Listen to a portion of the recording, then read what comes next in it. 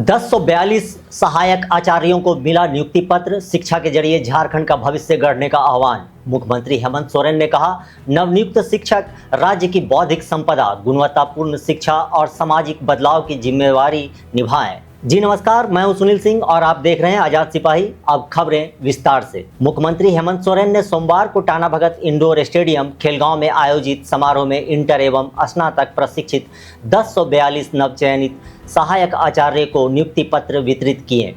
इस अवसर पर उन्होंने राष्ट्रीय शिक्षा नीति 2020 के अनुरूप कक्षा 6 से 12 तक के शिक्षकों के लिए कंटिन्यूअस प्रोफेशनल डेवलपमेंट CPD प्रशिक्षण कार्यक्रम का ऑनलाइन शुभारंभ किया। मुख्यमंत्री ने नवनियुक्त शिक्षकों को शुभकामनाएं देते हुए कहा कि उन्हें केवल नौकरी नहीं बल्कि झारखंड की भावी पीढ़ी का भविष्य गढ़ने की महत्वपूर्ण जिम्मेवारी सौंपी गई है। मुख्यमंत्री ने कहा कि शिक्षक समाज और राष्ट्र निर्माण की सबसे मजबूत कड़ी है। उनके ज्ञान, व्यवहार और कार्यशैली से बच्चों का भविष्य तय होगा। उन्होंने कहा कि अब यह नवनियुक्त शिक्षकों पर निर्भर करता है कि झारखंड शिक्षा के क्षेत्र में देश के अग्रणी राज्यों में अपनी पहचान बनाए। उन्होंने शिक्षकों से विशेष रूप से दुर्गम और ग्रामीण क्षेत्रों में गुणवत्तापूर्ण शिक्षा पहुंचाने का संकल्प लेने का आह्वान किया। हेमंत सोरेन ने कहा कि आज से सभी नवनियुक्त सहायक आचार्य सरकार की आंख, कान और हाथ बनकर कार्य करेंगे। उन्होंने स्पष्ट कहा कि विद्यालयों में बच्चों के साथ किसी भी प्रकार का दुर्व्यवहार या अमानवीय व्यवहार को बर्दाश्त नहीं किया जाएगा। यदि ऐसी घटनाएं सामने आती है तो सरकार संवेदनशीलता होने के साथ साथ कड़ी कानूनी कार्रवाई भी करेगी।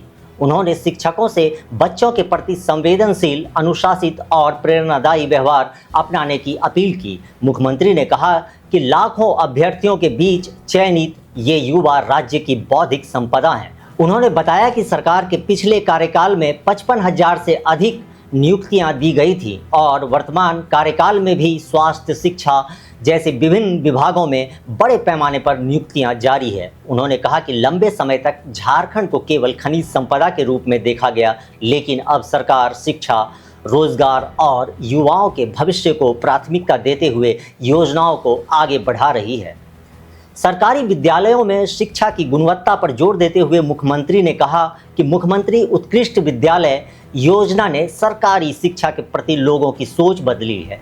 उन्होंने बताया कि इन विद्यालयों में सीमित सीटों के मुकाबले कई गुना अधिक आवेदन प्राप्त हो रहे हैं, जो सरकारी शिक्षा व्यवस्था में बढ़ते विश्वास का प्रमाण है। उन्होंने यह भी कहा कि इस नियुक्ति प्रक्रिया में 200 से अधिक विज्ञान विषय के शिक्षकों की बहाली हुई है, जिससे सरकारी विद्यालयों में विज्ञान शिक्षा को मजबूती मिलेगी और अधिक विद्यार्थी इंजीनियरिंग, चिकित्सा तथा अन्य तकनीकी क्षेत्रों में आगे बढ़ सकेंगे।